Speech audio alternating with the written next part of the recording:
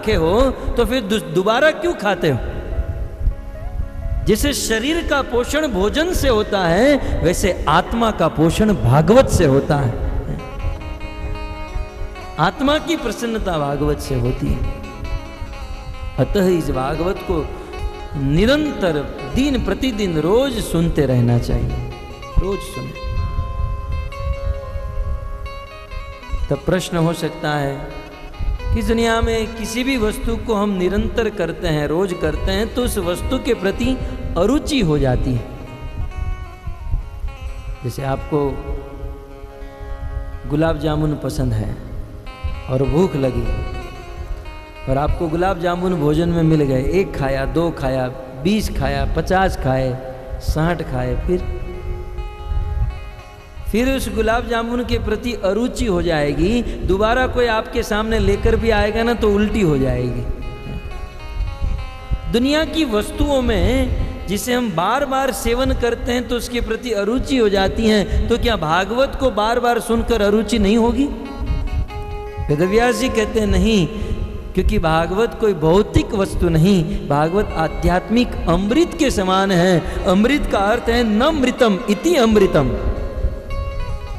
भागवत अमृत के समान है, जिस भागवत से कभी रुचि कम नहीं होती है, मृत नहीं होती है। भागवत सुनने से रुचि दिन प्रतिदिन बढ़ती जाती है, दिन प्रतिदिन बढ़ती जाती है। यच्छृण्वताम रसज्ञानाम स्वादु स्वादु पदे पदे। इस भागवत के प्रत्येक स्कंद में, प्रत्येक अध्याय में, प्रत्येक प्रसंग में, प्रत्येक श्लोक में, प्रत्येक पद पद पर रुचि बढ़ती जाती है। इसलिए भक्तों, आपने देखा होगा कि जब किसी नेताओं का भाषण होता है तो उसमें अनेकों लोग जुटते हैं। पहले दिन बहुत लोग होते हैं, दूसरे दिन लोग कम हो जाते हैं। उस नेता के भाषण में तीसरे दिन और कम हो जाते हैं, चौथे दिन और कम, 5वें दिन, और अंत में केवल वो नेता और उसके 2-3 लोग बचते हैं। संसार के भाषण में दिन प्रतिदिन संख्या कम होती है, लेकिन भागवत कथा में आपने देखा होगा पहले दिन कम लोग होते हैं, दूसरे दिन और अधिक होते हैं, तीसरे दिन और ज़्यादा, चौथे दिन, 5वें दिन बढ़ते जाते हैं। आप यहाँ पर ही देख लीजिए, अमरापुर में कल संख्या कम थी और आज संख्या बढ़ गई। और मुझे ऐसा लगता है 2-3 दिन के बाद तो हमारे धर्मात्मा प्रभु को, धर्मेंद्र प्रभु को बढ़ाना पड़ेगा मंडप को, क्योंकि दूसरे दिन ही हाउसफुल हो गया है। खैर, मैं ये कहना चाहता हूं कि भागवत में रुचि दिन प्रतिदिन बढ़ती जाती है, इसलिए इसे निरंतर सुनते रहे। इस प्रकार वेदव्यास मुनि 3 श्लोक में मंगलाचरण करने के बाद अब भागवत कथा प्रारंभ करते हैं। आइए, कथा प्रारंभ करने से पहले 3 मिनट के लिए हरिनाम संकीर्तन करें। हरे कृष्णा हरे कृष्णा कृष्णा कृष्णा हरे हरे, हरे राम हरे राम, राम राम हरे हरे।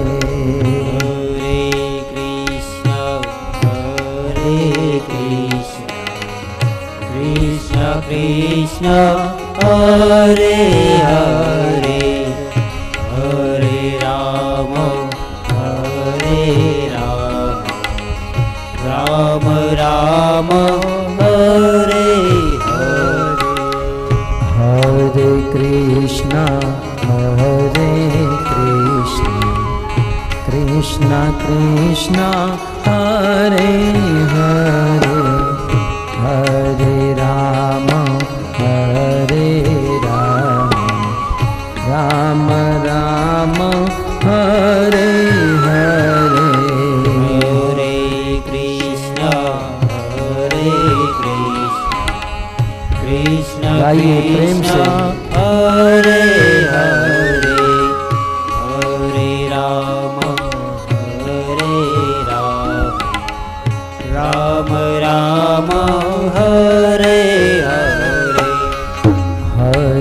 कृष्णा हरे कृष्णा कृष्णा कृष्णा हरे हरे हरे राम राम राम हरे हरे हरे कृष्णा कृष्णा कृष्णा हरे हरे हरे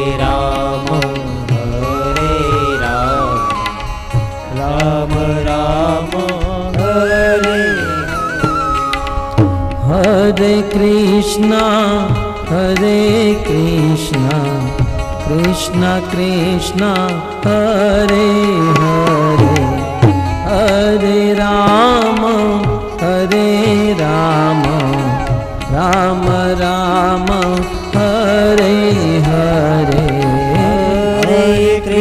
हरे कृष्णा कृष्णा कृष्णा हरे हरे हरे राम राम राम हरे हरे हरे कृष्णा कृष्णा कृष्णा हरे हरे हरे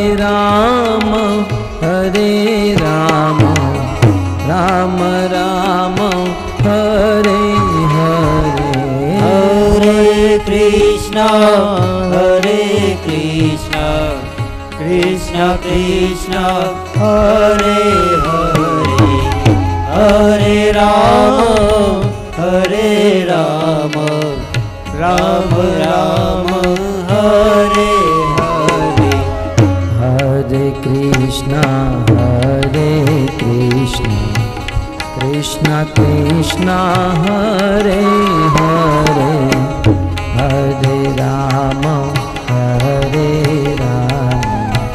राम राम हरे हरे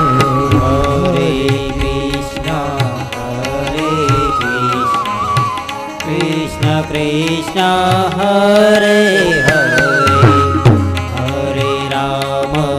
हरे राम राम राम हरे हरे हरे कृष्णा कृष्णा कृष्णा हरे हरे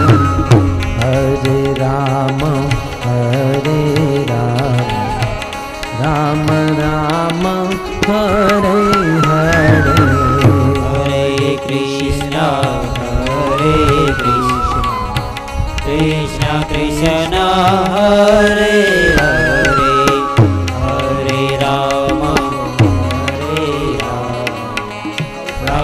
राम हरे हरे हरे कृष्णा कृष्णा कृष्णा हरे हरे हरे राम राम राम हरे हरे हरे कृष्णा कृष्णा कृष्णा हरे हरे हरे राम राम राम हरे हरे हरे कृष्णा कृष्णा कृष्णा हरे हरे हरे राम राम राम हरे हरे हरे कृष्णा कृष्णा कृष्णा हरे हरे हरे राम राम राम हरे हरे हरे कृष्णा कृष्णा कृष्णा हरे हरे हरे राम राम राम हरे हरे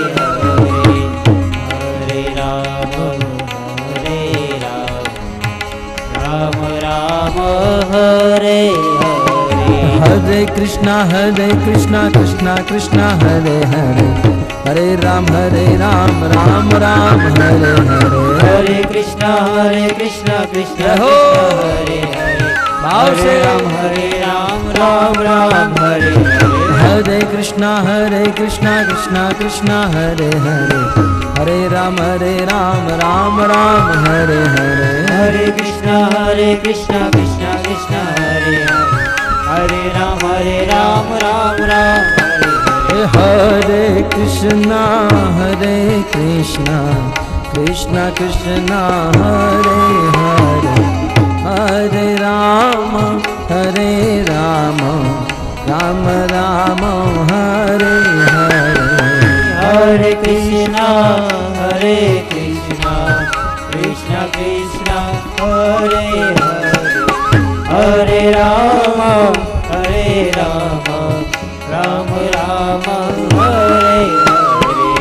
हरे हरे कृष्णा कृष्णा कृष्णा हरे हरे हरे राम राम राम हरे हरे हरे कृष्णा कृष्णा हरे हरे हरे राम राम हरे हरे हरे कृष्णा कृष्णा हरे हरे हरे राम राम राम हरे हरे हरे कृष्णा कृष्णा हरे हरे हरे राम राम हरे हरे हरे कृष्णा कृष्णा हरे हरे हरे राम राम हरे हरे हरे कृष्णा कृष्णा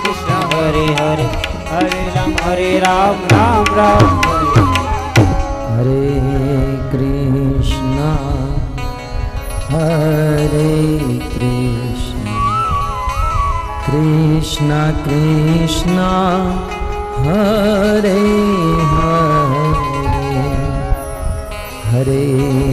राम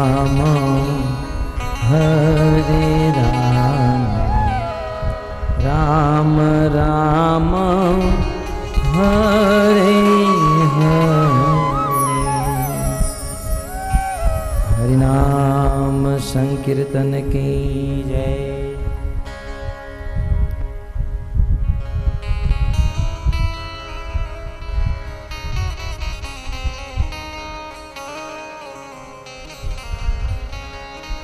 श्री वेदव्यास मुनि भागवत के प्रारंभ में 3 श्लोक में मंगलाचरण करने के बाद अब कथा प्रारंभ कर रहे हैं। कथा प्रारंभ करते हुए प्रथम श्लोक प्रथम शब्द में वेदव्यास मुनि स्थान का वर्णन कर रहे हैं। नैमिषे निमिष क्षेत्रे ऋषय शौनकादय सत्रं स्वर्गाय लोकाय सहस्त्रं सममासत।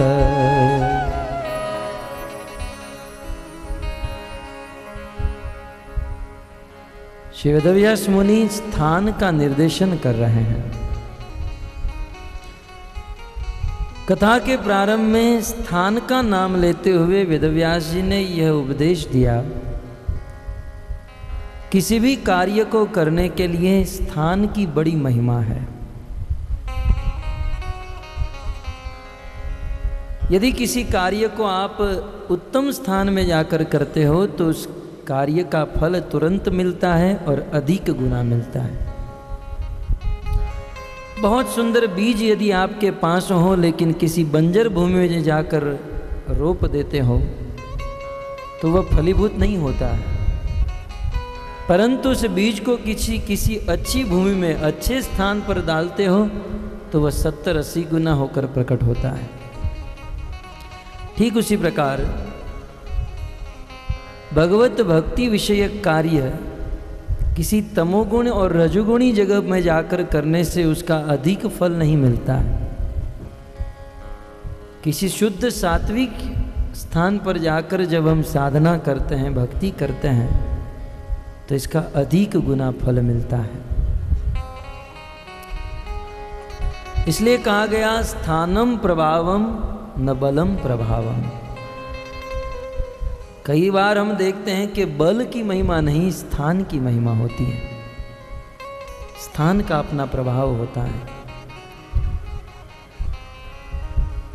तो नैमिषारण्य क्षेत्र की यह बात है। द्वापर के अंत में और कलयुग के प्रारंभ में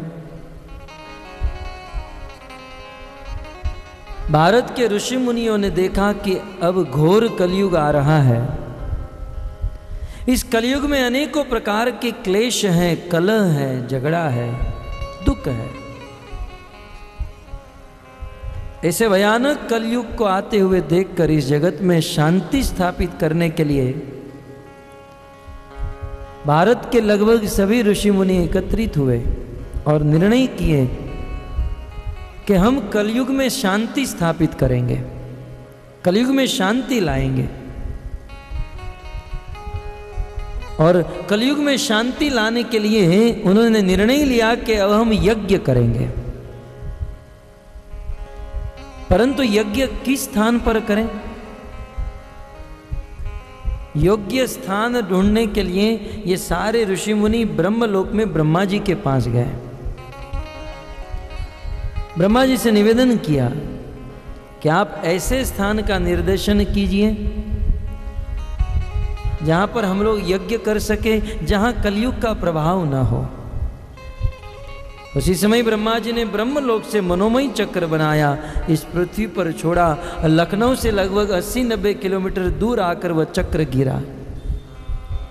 चक्र की नौमी क्षीण हो गई, इसलिए उस क्षेत्र का नाम हुआ नैमिषारण्य। अथवा वहां पर निमिष नाम के अनेकों वृक्ष थे, इसलिए उस क्षेत्र का नाम नैमिषारण्य हुआ।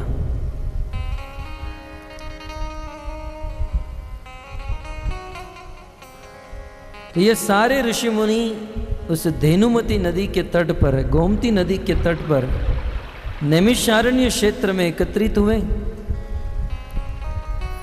और यज्ञ करने लगे। सत्रम स्वर्गाय लोकाय।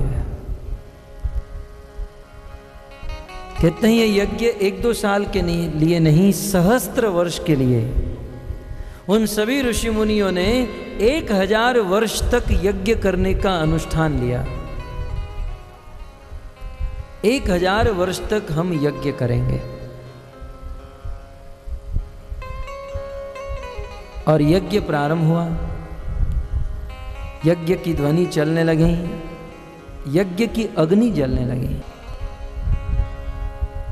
सत्रम स्वर्गाय लोकाय। 1000 वर्ष तक यज्ञ करने का अनुष्ठान लिया। यज्ञ चलने लगा। ऋषि मुनियों ने भावुकता में आकर, कुछ ऋषि मुनियों ने अनुष्ठान तो ले लिया, परंतु बाद में चिंता करने लगे। 1000 वर्ष तक हम लोग यज्ञ करेंगे, हमको भोजन कौन देगा, हमें वस्त्र कौन देगा, हमें हमारा ध्यान कौन रखेगा, हमारा जीवन कैसे चलेगा। कुछ ऋषि मुनि बड़ी चिंता करने लगे कि हमने ये 1000 वर्ष तक यज्ञ करने का अनुष्ठान तो ले लिया, लेकिन अब भोजन, पानी, कपड़े ये कौन देगा हमें। उन सभी ऋषि मुनियों में एक ऋषि मुनि जो ज्ञान वृद्ध थे, वयोवृद्ध थे, और जिनका भगवान के चरणों में पूर्ण विश्वास था, उनका नाम था शौनक ऋषि। भृगुवंश में जन्म होने के कारण उसे भार्गव भी कहते हैं। उस समय शौनक ऋषि ने उन ऋषि मुनियों को समझाया और कहा कि आप लोग भोजन पानी की चिंता करते हो। भोजन आच्छादने चिंता वृथा कुर्वन्ति वैष्णवा। आप लोग वैष्णव होकर, विष्णु के जन होकर भोजन पानी की चिंता करते हो। अरे जिस भगवान की हम उपासना करते हैं, जिस भगवान की हम भक्ति करने के लिए आए हैं, उस भगवान का एक नाम है विश्वम्भर। विश्व का अर्थ होता है जगत और अंबर का अर्थ होता है भरण पोषण। जिस भगवान की हम भक्ति करने के लिए यहाँ पर आए हैं वह भगवान पूरे जगत का भरण पोषण करते हैं, चींटी से लेकर हाथी तक सबको खिलाते हैं। जो पूरी दुनिया का भरण पोषण करता है उनकी भक्ति करने के लिए हम आए हैं, तो क्या वो हमारा भरण पोषण नहीं करेगा? विश्वास रखिए, जिसने मुंह दिया है वह भोजन भी दे सकता है, परंतु विश्वास होना चाहिए। सभी ऋषि मुनियों को विश्वास हुआ, यज्ञ करने लगे। यज्ञ करते हुए अनेकों दिन बीते। एक दिन की बात वेदव्यास मुनि लिखते हैं, एकदा तु मुनय प्रातर्हूत हुताग्नय सत्कृतं सुतमासीनं प्रपच्छु इदमादरा प्रपच्छु इदमादरा। तो एकदा तु मुनय, एक दिन की बात, यज्ञ करते हुए उन ऋषि मुनियों को पता चला कि हमारे नैमिषारण्य क्षेत्र में श्रीमद् भागवत के परम वक्ता श्री सूत गोस्वामी, जो रोमहर्षण सूत के पुत्र हैं, ऐसे उग्र श्रवा सूत हमारे नैमिषारण्य क्षेत्र में आए हैं। उन सभी ऋषि मुनियों ने वहां पर एकत्रित होकर मीटिंग की और मीटिंग का एजेंडा था कि अब हम क्या करें। एक और भागवत कर रहे, एक और हम लोग यज्ञ कर रहे हैं, और दूसरी ओर ज्ञान यज्ञ करने वाले, भागवत कथा सुनाने वाले सूत गोस्वामी भी आ रहे हैं। तो यज्ञ जारी रखें या यज्ञ को रोककर सूत जी के मुख से भागवत कथा रूपी ज्ञान यज्ञ करें। उस समय भारत के सभी श्रेष्ठ ऋषि मुनियों ने मिलकर निर्णय लिया कि जब सूत जी जैसे वक्ता, भागवत के वक्ता हमारे बीच में आ रहे हों, तो हमें यह यज्ञ छोड़कर भागवत सुनना यही हम। उस समय ऋषि मुनियों ने यज्ञ को छोड़ दिया, यज्ञ को त्याग दिया भागवत सुनने के लिए। कुछ ऋषि मुनियों ने सोचा कि सूत जी आएंगे और यज्ञ को देखकर भागवत कथा नहीं कहेंगे तो गड़बड़ हो जाएगी, इसलिए गोमती नदी में गए और वहां से जल भर कर लाए और उस यज्ञ में डाल दिए, बिल्कुल शांत कर दिए ताकि सूत जी को पता न चले। और सभी ऋषि मुनि एक स्वर से एक साथ सूत जी का स्वागत किए और उनके मुख से भागवत सुनने के लिए तैयार हो गए। भक्तों, कितना सुंदर सिद्धांत यहां पर प्रकट हुआ।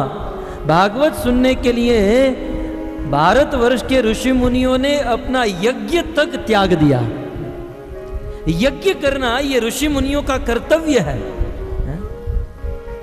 शम दम तप शौच शांति ऊर्ज्व एवच, यज्ञ करना ये ऋषि मुनि का कर्तव्य है, लेकिन अपने निजी कर्तव्य को भी त्याग दिया क्योंकि वे भागवत सुनना चाहते थे। उन्होंने यज्ञ छोड़ दिया।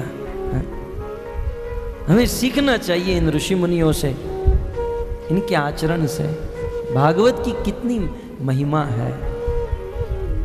और जब किसी शुद्ध भक्त के मुख से भागवत हो रहा हो तो जीवन के सारे कार्य को छोड़कर उनके मुख से भागवत सुनना, यही हमारा सर्वोच्च धर्म है। यह ऋषि मुनियों ने हमें सिखाया। भगवद गीता में कृष्ण ने कहकर छोड़ दिया, सर्वधर्मान परित्यज्य माम एकम शरणम व्रज। भगवद गीता का अंत है कि सभी धर्मों को छोड़कर, सभी कर्तव्यों को छोड़कर मुझ कृष्ण की शरण ग्रहण करो। कृष्ण ने तो कहा, भारत के ऋषि मुनियों ने करके दिखाया।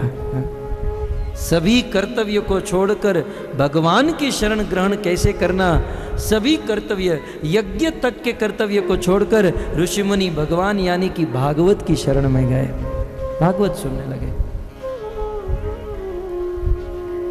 तो कहते हैं,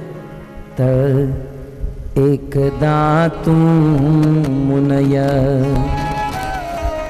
प्रातर्हूत हुताग्नय सत्कृतं सुतमासीनं प्रपच्छु इदमादराय, प्रपच्छु इदमादराय।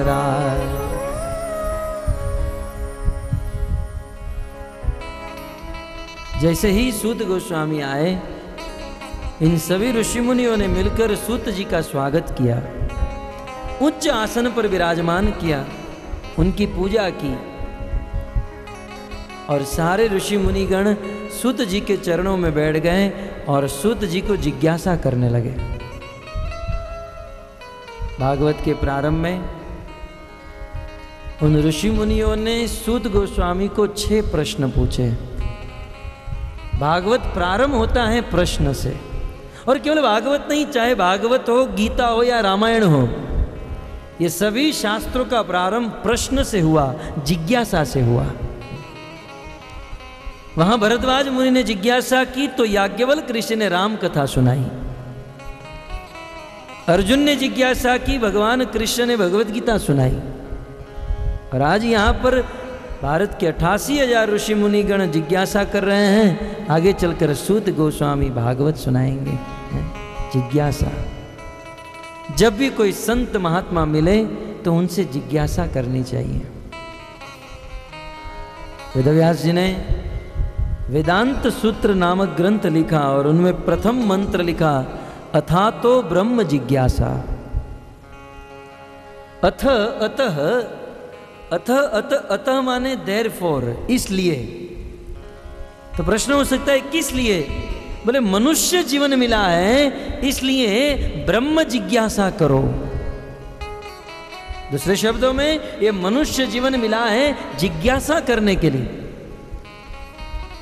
नहीं तो महाभारत में लिखा है, आहार निद्रा भय मैथुनम च सामान्य एतत् पशुभैर नराणाम। मनुष्य और पशुओं में क्या अंतर है? मनुष्य खाता है, पशु भी खाता है। मनुष्य सोता है, पशु भी सोता है। मनुष्य विवाह करता है, बच्चे उत्पन्न करता है, पशु भी विवाह करके संतान उत्पन्न करता है। मनुष्य डरता है, पशु भी डरता है। मनुष्य और पशु में दोनों समान वस्तु हैं। यदि अलग कुछ वस्तु हैं तो वह है धर्मो ही एको अधिको विशेष, तो वो है जिज्ञासा। मनुष्य जिज्ञासा कर सकता है, पशु जिज्ञासा नहीं कर सकता है। अतः मनुष्य जीवन मिला है इसलिए जिज्ञासा करें, क्योंकि मनुष्य जीवन प्राप्त करके भी यदि हम जिज्ञासा नहीं करते हैं तो हम मनुष्य नहीं, हम पशु हैं। ते मृत्यु लोके भुवि भार भूता मनुष्य रूपेण मृगार चरंती। शरीर मनुष्य का है लेकिन कार्य पशुओं के समान है। मनुष्य जीवन जिज्ञासा करने के लिए मिला है। दूसरे शब्दों में हमारे मनुष्य जीवन का प्रारंभ उस दिन से होता है जिस दिन से हम जिज्ञासा करते हैं। जिज्ञासा माने कुछ जानने की इच्छा। किसके विषय में? ब्रह्म के विषय में, भगवान के विषय में। भगवान के विषय में जानने की इच्छा। ऋषि मुनियों ने जिज्ञासा की, 6 प्रश्न पूछे हैं। विस्तार से कहने का समय नहीं, संक्षिप्त में आप इतना ही समझिए। सर्वप्रथम पहला प्रश्न पूछा कि हे सूत गोस्वामी बताइए, आपने तो सभी शास्त्रों का अध्ययन किया है, उन शास्त्रों के ऊपर व्याख्या भी की है, सभी शास्त्रों का सार क्या है? सभी शास्त्रों का सार क्या है, एसेंस क्या है? प्रथम प्रश्न। दूसरा प्रश्न पूछते हैं कि हे सूत जी ये बताइए, आत्मा को प्रसन्न करने के लिए क्या करना चाहिए? सुंदर प्रश्न है भक्तों। प्रश्न ही इतने सुंदर हैं कि इन प्रश्नों में ही पूरी भागवत सप्ताह हो सकती है। अद्भुत प्रश्न। आत्मा को प्रसन्न करने के लिए क्या करना चाहिए? इसका उत्तर आगे चलकर सूत गोस्वामी देंगे, परंतु मैं अभी बता दूं, माने या न माने, जब भी कोई आदमी काम करता है, किसी भी प्रकार की क्रिया करता है, तो उस क्रिया के पीछे अल्टीमेटली उनका यही उद्देश्य होता है कि मैं सुखी हो जाऊं। कर्मणि आरंभाणानाम दुख हत्ये सुखाय च, भागवत एकादश स्कंद। नव योगेश्वर जी इस बात को कहते हैं। कर्मणि आरंभाणानाम, कोई भी व्यक्ति कर्म का प्रारंभ करता है तो इसके पीछे एक ही कारण, दुख मिट जाए और सुख मिल जाए। जगत के लोग सुखी होना चाहते हैं, परंतु देखा गया है जन्म से लेकर मृत्यु तक अनेकों प्रयास करते हैं सुखी होने के, लेकिन सुख मिलता नहीं है। और मानो मिल भी गया तो तुरंत चला जाता है, क्षणिक सुख मिलता है, नित्य सुख, अवंद्य सुख नहीं मिलता है। प्रयास तो बहुत किया, सुखी होने के लिए सिनेमा घर में जाते हैं, सुखी होने के लिए होटल में जाते हैं, सुखी होने के लिए फिल्मों के गाने सुनते हैं, सुखी होने के लिए न जाने कैसी कैसी जगह हिल स्टेशन पर जाते हैं, लेकिन आज तक सुख मिला नहीं। कारण यही है भक्तों, सुखी होने का प्रयास तो हमने बहुत किया, हमने मेहनत तो बहुत की कि हम सुखी हो जाए, लेकिन वो सारी मेहनत गलत हो गई। क्योंकि सुखी होने के लिए हम सिनेमा घरों में गए, फिल्म देखे, लेकिन फिल्म देखकर हमारी आंखें तृप्त हुई। फिल्म को देखने से आंख तृप्त होती है, गाने सुनने से कान तृप्त होते हैं, होटल में जाने से जीवा तृप्त होती है, बड़े बड़े हिल स्टेशनों में जाने से हमारी त्वचा तृप्त होती है। हमने जितना भी प्रयास किया, ये सारा प्रयास हमारे शरीर के लिए रहा, लेकिन तत्व से यदि देखा जाए तो हम ये शरीर नहीं, हम आत्मा है। हम आत्मा है और हमारा प्रयास जो है शरीर के लिए। रात दिन हम शरीर के लिए प्रयास करते हैं और सोचते हैं कि हम सुखी हो जाए, अर्थात आत्मा सुखी हो जाए, तो ये कभी हो नहीं सकता है। आत्मा के लिए कुछ करना चाहिए, हमारी मेहनत शरीर के लिए जो क्षणभंगुर है। महात्मा गण इस सिद्धांत को एक सरल दृष्टांत के द्वारा समझाते हैं। एक आदमी के घर पर पिंजरा था, उस पिंजरे में तोता बंद था। एक दिन वह तोता रोने लगा। उस मालिक ने सोचा कि ये तोता लोहे के पिंजरे में है, इसलिए रो रहा है। उस लोहे के पिंजरे को बदलकर उस तोते को चांदी के पिंजरे में रखा, फिर भी वह तोता रोता रहा। मालिक ने सोचा चांदी के पिंजरे में है ना, इसलिए रो रहा है, सोने के पिंजरे में रखूंगा। उस तोते को सोने के पिंजरे में रखा, फिर भी वह रोता रहा। मालिक ने सोचा मैं इसे कीमती रत्न हीरे मोती के पिंजरे में रखूंगा, ऐसे पिंजरे में तोते को रखा, फिर भी रोता रहा। रोने का कारण क्या था? कारण यही था भक्तों, बाहर से पिंजरे को कितना हूं बदलते रहे या पिंजरे को कितना हूं साफ करे, जब तक पिंजरे के अंदर रहने वाले तोते को भोजन नहीं देंगे, तोते के लिए कुछ नहीं करेंगे, तब तक तोते का रोना बंद नहीं होगा, तब तक उस तोते को सुख नहीं मिलेगा।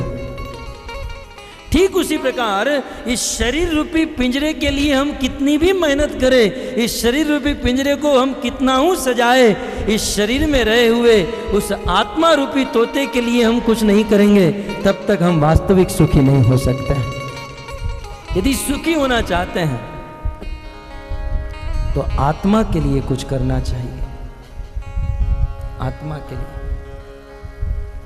इसलिए ऋषि मुनियों ने पूछा, सूत जी बताइए आत्मा कैसे प्रसन्न हो सकती है, आत्मा का वास्तविक धर्म क्या है? आगे चलकर सूत जी ने उत्तर दिया, आत्मा का सबसे बड़ा धर्म है, वास्तव में आत्मा का धर्म ही है सच्चा धर्म। ये शरीर के जितने भी धर्म है ना, वह तो क्षणिक है।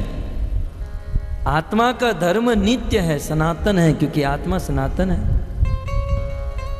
तो वास्तविक धर्म आत्मा का धर्म है, और आत्मा का धर्म है परमात्मा की सेवा करना।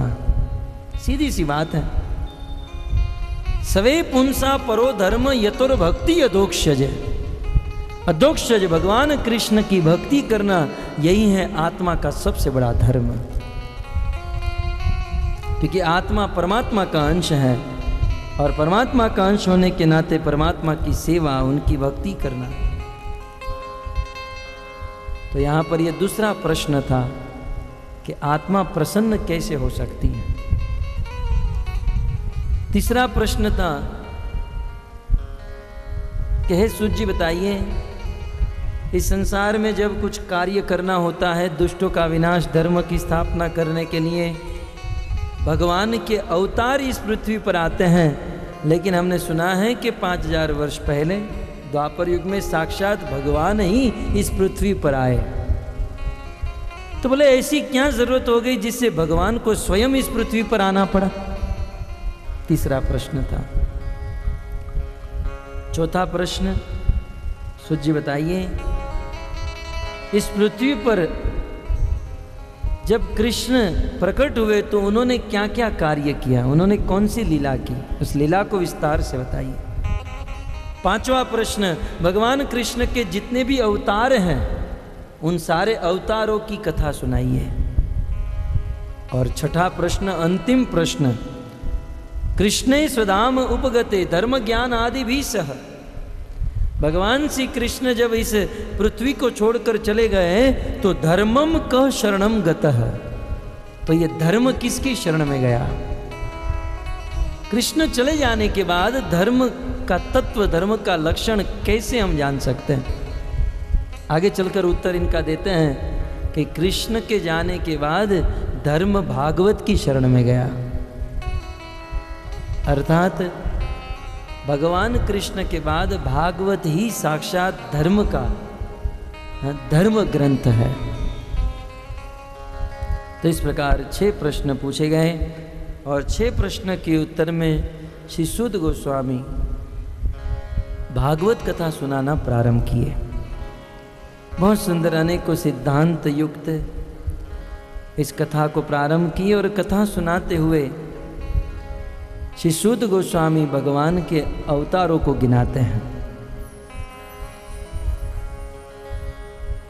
वैसे तो भगवान के 7वां अवतार यज्ञ के रूप में हुआ, 8वां अवतार ऋषभ के रूप में हुआ। भगवान का यह दिव्य अवतार अपने 100 पुत्र को माध्यम बनाकर जगत के मनुष्य को सुंदर उपदेश देते हुए भक्ति का प्रवर्तन किया। हरे कृष्णा कृष्णा कृष्णा हरे हरे, हरे राम राम राम राम हरे हरे। हरे कृष्णा कृष्णा कृष्णा हरे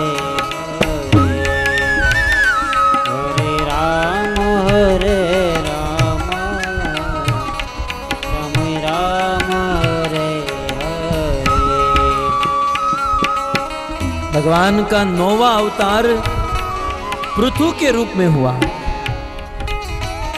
पृथु महाराज ने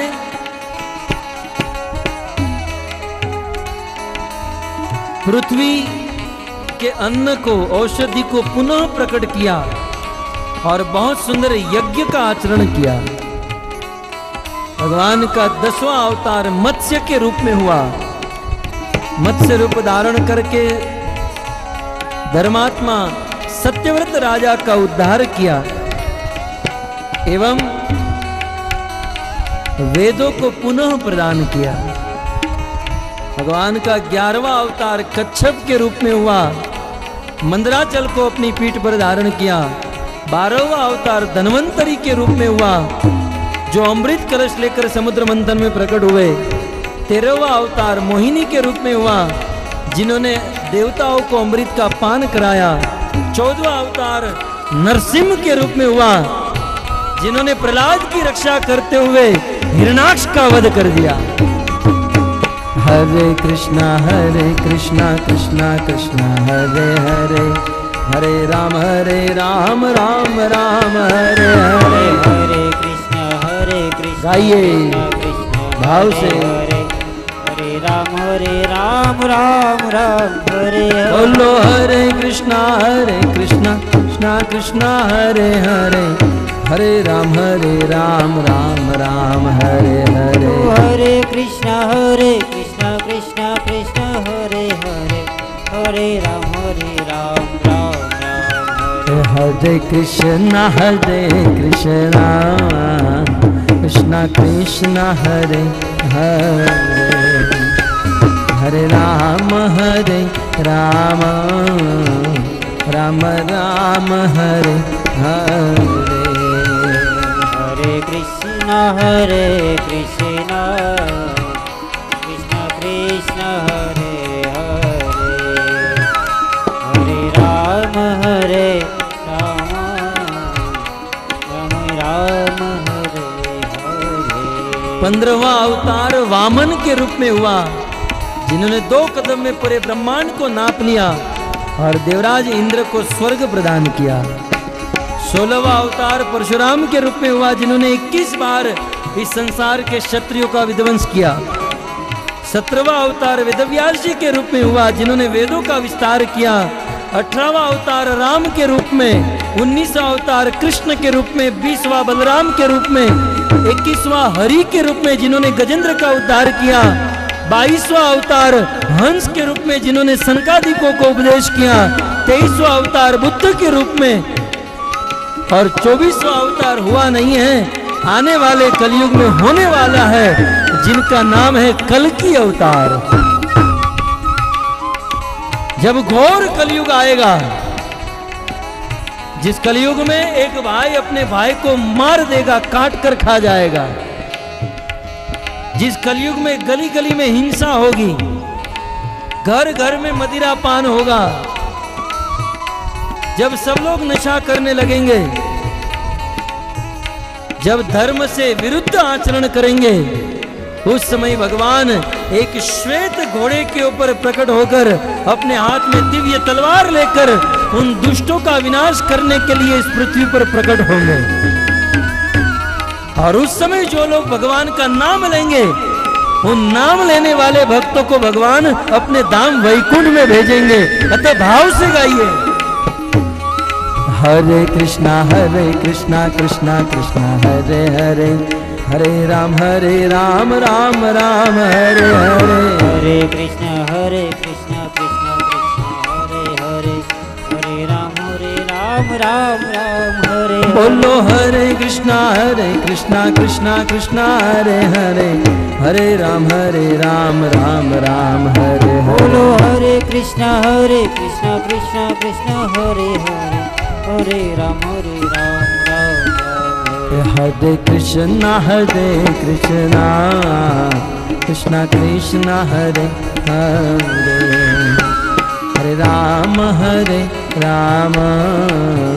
राम राम हरे हरे।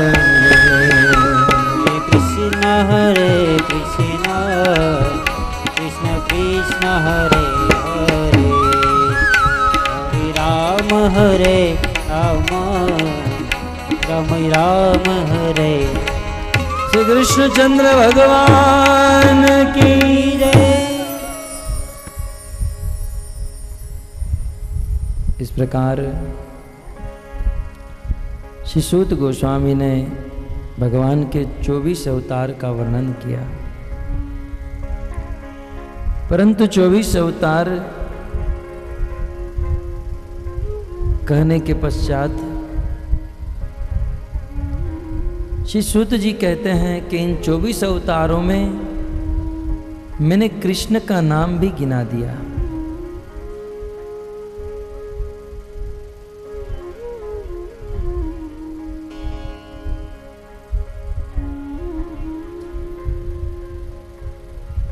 श्री सूत गोस्वामी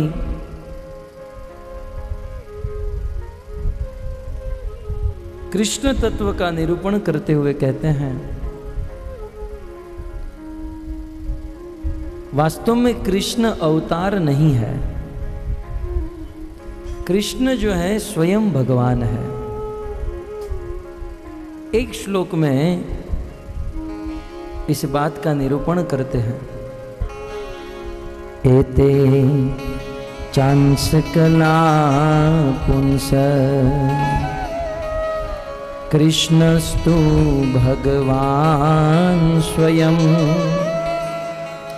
इंद्रियारि व्याकुलं लोकम मुड्यन्ति युगे युगे मुड्यन्ति युगे युगे। श्री सूत जी कहते हैं एते च अंश कला पुंस। अब तक मैंने जिन अवतारों का वर्णन किया ये सब भगवान कृष्ण के अंश हैं, कला है, अवतार है। परंतु कृष्ण जो है ये कोई अवतार नहीं है, कृष्ण साक्षात अवतारी है। कृष्ण सर्वोपरि है, कृष्ण सभी अवतारों के स्रोत है। कृष्ण अवतार नहीं, अवतारी है। सारे अवतार कृष्ण से होते हैं। कृष्ण जो है मूल भगवान है। इसलिए कहते हैं कृष्णस्तु भगवान स्वयं। कई बार कुछ लोग ऐसा कहते हैं कि आप राम की भक्ति नहीं करते, क्या हम लोग परशुराम की भक्ति नहीं कर सकते, हम लोग नरसिंह भगवान की भक्ति नहीं कर सकते? कर सकते हैं, क्योंकि ये सब भगवान के अवतार हैं। लेकिन ये सारे अवतार क्योंकि कृष्ण से प्रकट होते हैं, इसलिए कृष्ण मूल भगवान है। और जब हम कृष्ण की भक्ति करते हैं तो ये सारे अवतारों की भक्ति अपने आप हो जाती है, अन्य अलग से करने की आवश्यकता नहीं रहती। कृष्णस्तु भगवान स्वयं, क्योंकि सूत जी कहते हैं कृष्ण स्वयं भगवान है।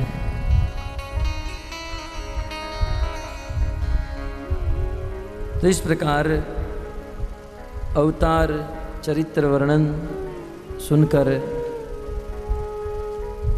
ऋषि मुनि सूत जी से कहते हैं कि सूत जी आपकी इस कथा को सुनकर हमारा मन भगवान में लग गया, हमें बड़ा आनंद आ गया। सूत जी आप हमें बताइए कि ये भागवत वेदव्यास जी ने किस समय लिखी? ये भागवत ग्रंथ लिखने की क्या आवश्यकता थी?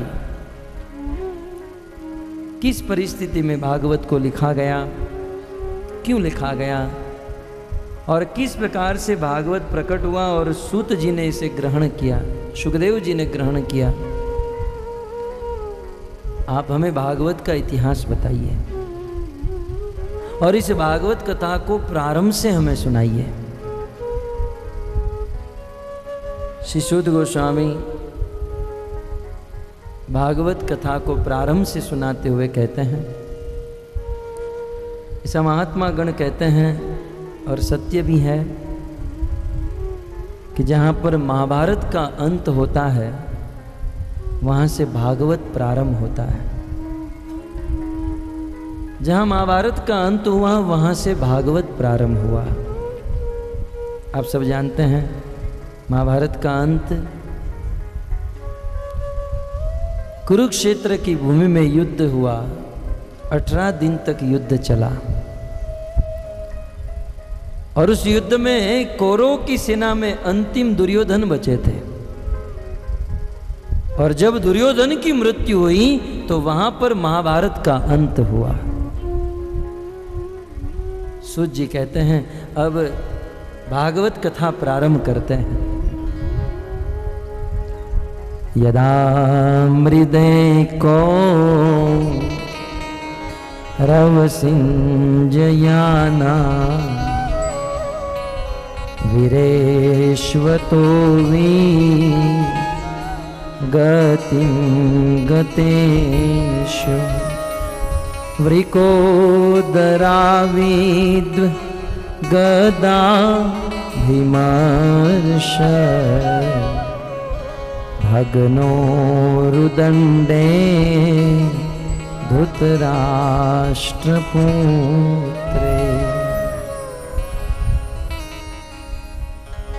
भागवत प्रारंभ कर रहे हैं। यदा मृदे कौरव सृंजयानाम वीरेश्वतो वीर गतिम गतेषु। यदा, ये उस समय की बात है जब कौरव और पांडवों के बीच में युद्ध हुआ। भगवान कृष्ण की कृपा से पांडवों ने कौरवों की सेना को मौत के घाट उतार दिया। उस सेना में अंत में दुर्योधन बचा था और दुर्योधन को भी भीम की गदा से उस रणभूमि में गिराया गया। भीम ने अपनी गदा का प्रहार दुर्योधन की जंघा पर किया। दुर्योधन की जंघा टूटी और कुरुक्षेत्र की भूमि में दुर्योधन गिर गया। बस अब दुर्योधन की मरने की स्थिति थी और संध्या का समय हो गया। पांडवगण अपनी अपनी शिविर में जाकर सो गए और यहां कुरुक्षेत्र की भूमि में दुर्योधन अपनी अंतिम सांस गिन रहा है। उस दर्द के मारे कराह रहा है। अंधेरी रात है और उसी समय महाभारत के 3 वीर दुर्योधन की खबर लेने के लिए वहां पर आते हैं। कृपाचार्य, कृतवर्मा और अश्वत्थामा। उस अंधेरी रात में दुर्योधन की खबर लेने के लिए वहां पर आए। दुर्योधन की स्थिति को देखकर अश्वत्थामा के हृदय में बड़ा कष्ट हुआ।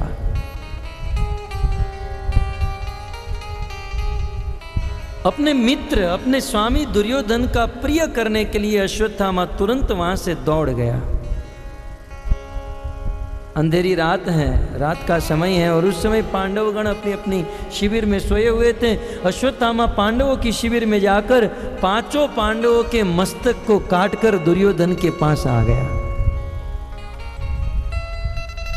और कहने लगा, स्वामी दुर्योधन महाराज, आप चिंता मत कीजिए, मैं अभी अभी पांडवों की शिविर से आया और 5 पांडवों के मस्तक को काट कर आया हूं। दुर्योधन ने कहा, असंभव, ये हो नहीं सकता है। अश्वत्थामा ने कहा, अरे मैं अपने हाथों से पांडवों के मस्तक काट कर आया। दुर्योधन विश्वास नहीं कर रहा है। दुर्योधन ने कहा, अश्वत्थामा, यदि तुम पांडवों के मस्तक काट कर आए हो तो पहले मुझे यह बताओ कि जब पांडवों के मस्तक काटने गए तब कृष्ण कहां थे? बोले, महाराज ऐसा प्रश्न क्यों पूछ रहे हो? बोले, मुझे बताओ कृष्ण कहां थे?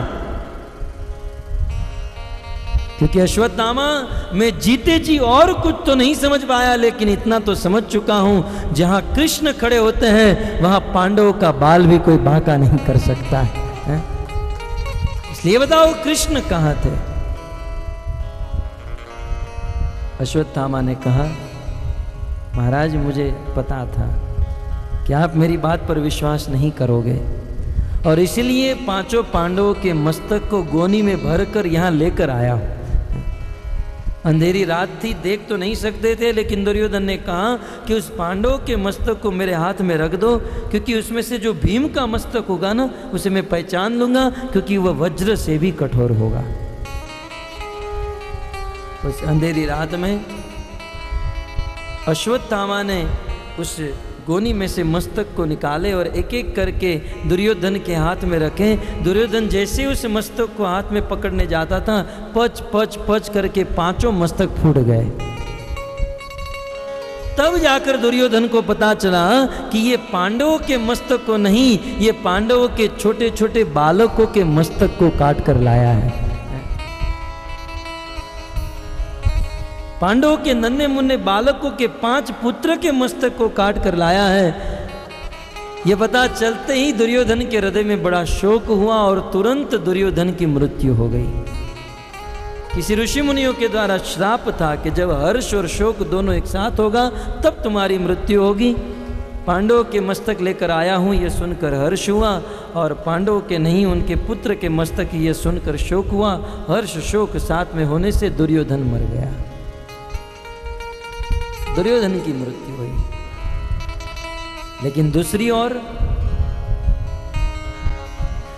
ओर द्रौपदी सुबह उठकर अपने बच्चे को जब जगाने गई और बच्चों के शरीर से चद्दर हटाई तो द्रौपदी ने देखा अपने 5 बालकों के मस्तक कटे हुए हैं। द्रौपदी रोने लगी। इस करुण दृश्य की झांकी सूत गोस्वामी करते हैं। भर्तुं प्रियं द्रोणी रीति स्म पश्यन् कृष्णासुतानां स्वपतां शिरांसि माता शिशूनां निधनं सुतानां निशम्य घोर परितप्यमाना तदारुद्वाष्प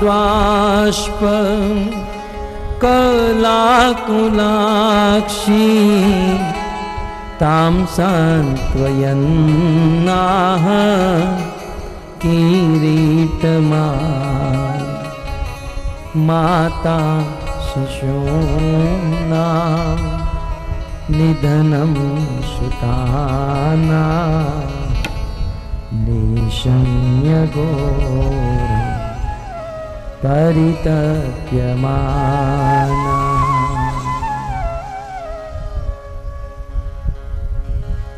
माता शिशूनां निधनं सुतानां। जब द्रौपदी ने देखा कि उनके 5 बच्चों के मस्तक कटे हुए हैं, तो जोर जोर से चिल्लाने लगी, रोने लगी। इनके रोने की आवाज को सुनकर 5 पांडव वहां दौड़कर आ गए। पांचों पुत्रों के मस्तक कटे हुए थे। अर्जुन से रहा नहीं गया। उसी समय अर्जुन ने प्रतिज्ञा की, द्रौपदी तुम चिंता मत करो, जिस किसी ने भी तुम्हारे 5 बालकों को मारा है, उस आतताई को आज संध्या तक तुम्हारे चरणों में न सौंप दूं तो मैं अर्जुन आत्महत्या करके मर जाऊं। आज संध्या तक तुम्हारे पुत्र का हत्यारा द्रौपदी तुम्हारे चरणों में होगा। उनके मस्तक पर अपना पांव रखकर अपने पुत्र की अंत्येष्टि क्रिया करोगी, ये मेरी प्रतिज्ञा है। प्रतिज्ञा लेते ही भगवान कृष्ण ने दिव्य रथ निकाला। अर्जुन और कृष्ण सवार हुए। भगवान कृष्ण ने उस रथ के द्वारा अश्वत्थामा का पीछा किया। अश्वत्थामा को पता चला, अपने रथ पर सवार हुआ। अश्वत्थामा अपना रथ लेकर दौड़ने लगा। कृष्ण उनका पीछा करने लगे और पीछा करते करते दौड़ते हुए अश्वत्थामा के रथ के घोड़े थक गए। अश्वत्थामा रथ से उतर गया। अर्जुन भी रथ से उतर गए और अश्वत्थामा को जैसे ही पकड़ने गए, तुरंत अश्वत्थामा ने ब्रह्मास्त्र छोड़ दिया। ब्रह्मास्त्र छोड़ते ही भयंकर आकाश में अंधेरा छा गया। असमय में वज्रपात होने जा रहा हो ऐसा वातावरण हो गया। अर्जुन के कुछ समझ में नहीं आया कि ये क्या हो रहा है। तुरंत अर्जुन कृष्ण के पास गए, दोनों हाथ जोड़कर निवेदन करने लगे, कृष्ण कृष्ण महाबाहो भक्ता नाम भयंकर तुम एक दैय माना नाम अपवर्गोसी संसृते। हे कृष्ण ये क्या हो रहा है, मुझे कुछ समझ में नहीं आ रहा है। कृष्ण ने कहा, अर्जुन ये दुष्ट अश्वत्थामा ने ब्रह्मास्त्र का सम्माहन किया है और अश्वत्थामा ब्रह्मास्त्र छोड़ना जानता है, ब्रह्मास्त्र को वापस लौटाना नहीं जानता है। अतः अर्जुन आप ब्रह्मास्त्र सम्माहन करो और फिर दोनों ब्रह्मास्त्र को आप वापस खींच लो। कृष्ण ने कहा, अर्जुन ने वैसा ही किया। पुनः अर्जुन अश्वत्थामा का पीछा करने लगे और अर्जुन ने अश्वत्थामा को पकड़ लिया। पशुवत पाश बंधम, अश्वत्थामा को रस्सी के बंधन में बांध दिया। अश्वत्थामा को लाकर द्रौपदी के चरणों में सौंप दिया। अर्जुन ने द्रौपदी के हाथ में तलवार दे दी। द्रौपदी तुम्हारे 5 पुत्रों का हत्यारा तुम्हारे चरणों में है, तलवार उठाओ और इसका धड़ से मस्तक अलग कर दो, इसे मार डालो। अश्वत्थामा को देखकर द्रौपदी को दया आ गई। द्रौपदी ने कहा, पतिदेव इस अश्वत्थामा को नहीं मारना चाहिए, मेरी इच्छा नहीं है कि मैं इसे मारूं।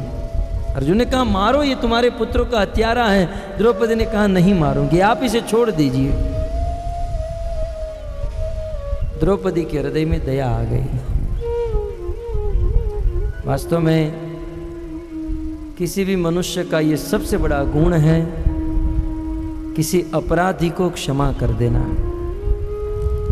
द्रौपदी में यह गुण था, द्रौपदी के जीवन में यह गुण देखा गया। 5 पुत्र का हत्यारा उनके चरणों में है, लेकिन द्रौपदी उनके अपराध को क्षमा कर रही है और कह रही है कि इसे छोड़ दीजिए। भक्तों, भगवान इस गुण से प्रसन्न होते हैं। हमारे जीवन में भी जब किसी के द्वारा गलती हो गई हो तो उसे समझा कर उसे क्षमा कर देना चाहिए, क्योंकि क्षमा बड़न को चाहिए, छोटन को अपराध है। बड़ा व्यक्ति वो है जो क्षमा कर देता है। 5 साल का बालक 50 साल के बूढ़े को क्षमा कर देता है, तो 50 साल के बूढ़े से 5 साल का बालक बड़ा है। बड़प्पन यही है कि अपराधी को क्षमा करे। द्रौपदी ने क्षमा कर दिया। द्रौपदी कहती है छोड़ दो, अर्जुन कहते हैं मार दो। तब तक युधिष्ठिर, नकुल, सहदेव आए, कहने लगे छोड़ दो। तब तक भीम आए, इसे मार दो। पांडवों के बीच में 2 पक्ष हो गया, एक कहते हैं छोड़ दो, दूसरा कहते हैं मार दो। जब पांडवों के बीच में ही 2 पक्ष हो गया, तब भगवान कृष्ण आए और सबको शांत किए, बोले सब लोग चुप रहो, क्या छोड़ दो और मार दो। अर्जुन तुम ध्यान से सुनो। कृष्ण ने अर्जुन को एक नीति बताई, ब्रह्म बंधो न हन्तव्य आतताई वधारहण।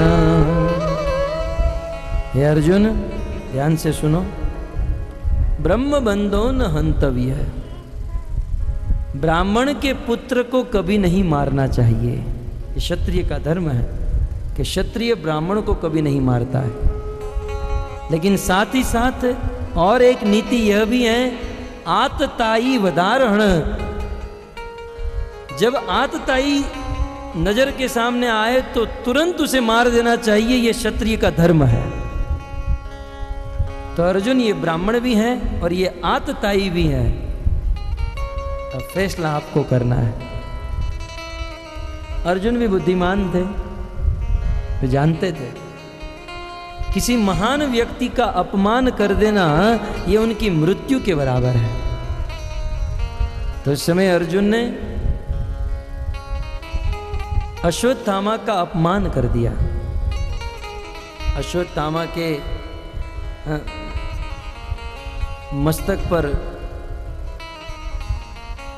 ब्रह्म तेज के कारण एक रोचक मणि था, अर्जुन ने उसे निकाल दिया और अपने तलवार से अश्वत्थामा के बाल को यहां वहां से काट दिया, बिल्कुल अपमानित, लज्जित कर दिया और अश्वत्थामा को छोड़ दिया। अश्वत्थामा वहां से चला गया और बदले की आग में रात दिन अश्वत्थामा जल रहा था। और आगे चलकर अश्वत्थामा ने पांडवों को मारने के लिए 5 ब्रह्मास्त्र छोड़े और अंतिम ब्रह्मास्त्र अभिमन्यु की पत्नी उत्तरा के गर्भ के ऊपर छोड़ा, जिसके गर्भ में महाराज परीक्षित पल रहे थे। यहां पर भगवान श्री कृष्ण ने देखा युधिष्ठिर महाराज राजा बन गए हैं। युधिष्ठिर महाराज के द्वारा 3 अश्वमेघ यज्ञ भगवान ने कराए, पितरों का तर्पण कराया, सब कुछ ठीक हो गया। भगवान ने सोचा कि मैं यहाँ हस्तिनापुर में आया हूँ, बहुत दिन बीत गए हैं, बहुत दिन हो गए हैं, अब मुझे मेरे घर द्वारिका वापस लौटना चाहिए। क्योंकि भगवान भी बहुत बड़े गृहस्थ हैं, 16,108 पत्नियां हैं और प्रत्येक पत्नी से 10-10 पुत्र और 1-1 कन्या है। तो भगवान को अपने परिवार की याद आई। युधिष्ठिर महाराज से मिलकर, पांडवों से मिलकर, अपनी बुआ माता कुंती के चरणों में प्रणाम करके भगवान कृष्ण हस्तिनापुर से द्वारिका जाने के लिए तैयार हो गए। कृष्ण उस दिव्य रथ के ऊपर सवार हुए। उद्धव जी और सात्यकी जी तैयार हैं, बस कृष्ण के कहने की देरी है, रथ चलाओ। रथ तैयार है, रथ चलने जा रहा है। मान लो गाड़ी का सेल्फ लग चुका है, लेकिन जैसे ही रथ चलने जा रहा था उसी समय अभिमन्यु की पत्नी उत्तरा, अर्जुन का पुत्र था अभिमन्यु जो युद्ध में मर चुका था, लेकिन उनकी पत्नी उत्तरा के गर्भ में एक संतान थी। उत्तरा ने देखा कि अश्वत्थामा का ब्रह्मास्त्र उनकी ओर आ रहा है, तो उत्तरा दौड़ती हुई कृष्ण के पास आई। कृष्ण रथ के ऊपर बैठे थे और उत्तरा दौड़ते हुए आई। पाहि पाहि महायोगी देव देव जगतपते नान्य मृत्यु परस्परम।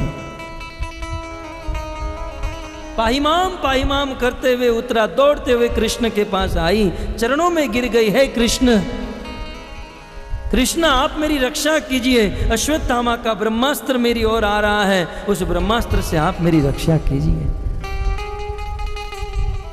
अब कृष्ण तो बस जाने के लिए तैयार हो चुके थे, तब तक तो उत्तरा आ गई। कृष्ण ने कहा, उत्तरा तुम अश्वत्थामा के ब्रह्मास्त्र से मेरे से रक्षा मांग रही हो।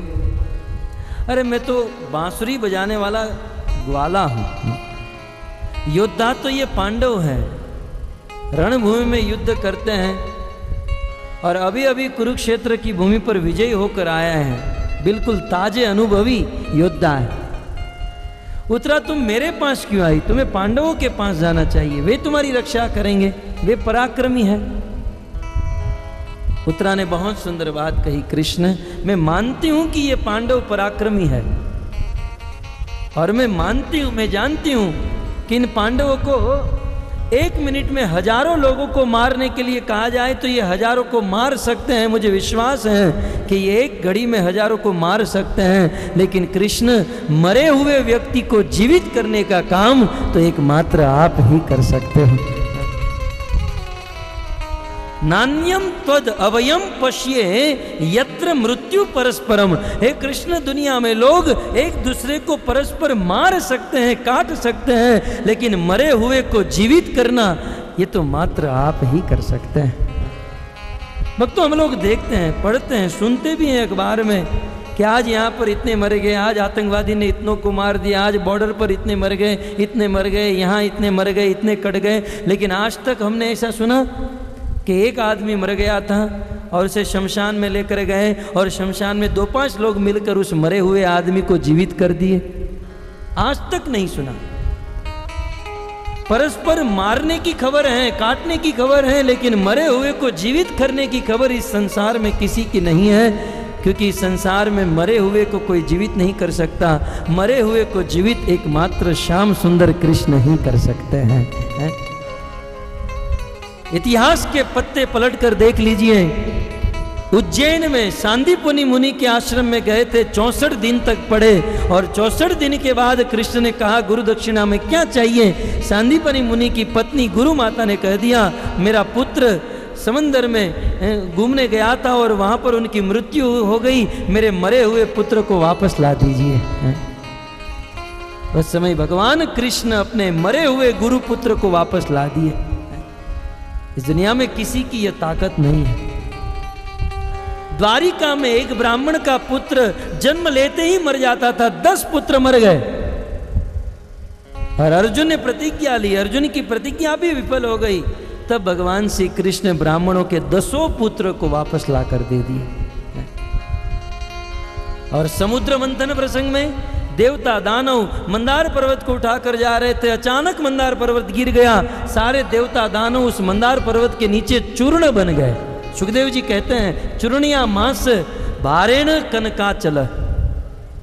उस कनक अचल उस पर्वत से उस सारे देवता और दानव चूर्ण बन गए। और उस समय भगवान विष्णु गरुड़ के ऊपर सवार होकर गरुड़ ध्वज रूप में आए। भगवान ने अपनी एक दृष्टि देवता और दानवों के ऊपर की, वैसे ही खड़े हो गए जैसे आदमी नींद से खड़ा हो जाता है। मरे हुए को जीवित एकमात्र भगवान कृष्ण कर सकते हैं। इसलिए अभय दान चाहिए तो कृष्ण की शरण ग्रहण करनी चाहिए। उत्तरा ने कहा, प्रभु ये लोग परस्पर मार सकते हैं, लेकिन मरे हुए को जीवित आप कर सकते हो, आप मेरी रक्षा कीजिए। आचार्यों ने अपनी टीका में बहुत सुंदर लिखा है, मानो भगवान कृष्ण ने उत्तरा को कहा, उत्तरा